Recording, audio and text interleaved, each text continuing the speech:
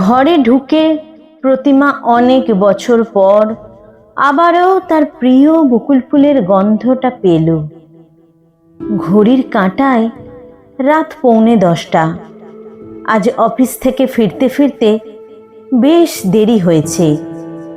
March মাসের শেষ ক্লোজিংয়ের সময় মাথার ঘাম পায়ে ফেলে খাটতে হচ্ছে। প্রতিমা সমাদ্দার মধ্যমগ্রাম শহরে নিজের ফ্ল্যাটে একাই থাকে। মা বাবা দুইজনেই গত হয়েছেন। বাবা চলে গিয়েছিলেন অনেক আগেই, আর এই 2 বছর হলো মাও নেই। এখন তার একা মানুষের সংসার। বেঁচে থাকতে মা অনেক জোরাজুরি করেছিলেন বিয়ের জন্য, কিন্তু মেয়ে বিয়ে করতে রাজি হলো না। কিভাবেই বা রাজি হবে? নিজের সব থেকে প্রিয় মানুষটাকেই তো পেল না জীবনে। অম্বিকেশের সাথে 9 বছরের সম্পর্ক ছিল, কিন্তু ইন্টারকাস্ট ম্যারেজ মেনে নেওয়া যাবে না বলে ব্রাহ্মণ বাড়ির একমাত্র ছেলের মা প্রতিমাকে বৌমা হিসেবে নাকচ করে দিয়েছিলেন। অম্বিকেশ 1000 বার বোঝালেও তার মা মেনে নেয়নি।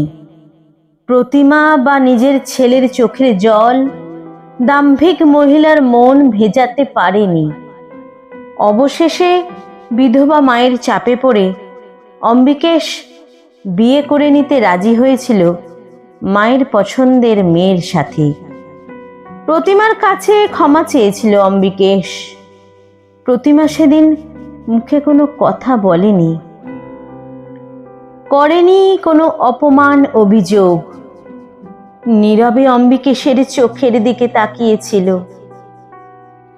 চলে আসার সময় গোলাপি রুমালে মুড়ে নিয়ে আসা বকুল ফুল দিয়ে এসেছিল অম্বিকেশের হাতে। প্রতিমার সাথে দেখা করতে আসার সময় অম্বিকেশ প্রতিবার রুমালে মুড়ে কিছু বকুল ফুল কুড়িয়ে আনত। ওই ফুলের মন মাতানো গন্ধটা খুব প্রিয় ছিল প্রতিমার। গোলাপ কিংবা রজনীগন্ধা নয়। প্রেমিকের কাছে প্রতিমার দাবি ছিল শুধু কটা বকুল ফুল, আর প্রেমিকও বাধ্য ছেলের মতো এতগুলো বছর কথা রেখে গেছে। অম্বিকেশের সাথে শেষ দেখা হওয়ার পর এই আজ আবার সে বকুল ফুলের গন্ধটা পাচ্ছে। প্রতিমা ব্যালকনিতে গিয়ে দাঁড়ালো। সে অনুভব করল বেশ কিছু বকুল ফুল ছড়িয়ে আছে সেখানে, ওর পায়ের কাছে।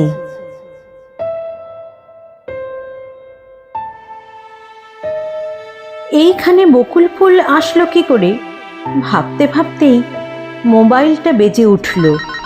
উদিতা ফোন করেছে। উদিতা ওর প্রিয় বান্ধবী। ফোন ধরেই প্রতিমা বলল, হ্যাঁ বল উদিতা। তুই কোথায় এখন? বাড়িতে আছি। কেন রে? তুই কি খবরটা পাসনি? কি খবর বলতো? একটু আমতা আমতা করতে লাগলো উদিতা। প্রতিমা জিজ্ঞেস করল, কি ব্যাপার উদিতা, খুলে বল আমাকে। না মানে ওই আজই দিলীপের কাছে শুনলাম দুপুরে 1টা নাগাদ অম্বিকেশদা মারা গেছেন। অফিসে থাকাকালীন হঠাৎ করেই বুকে ব্যথা শুরু হয়।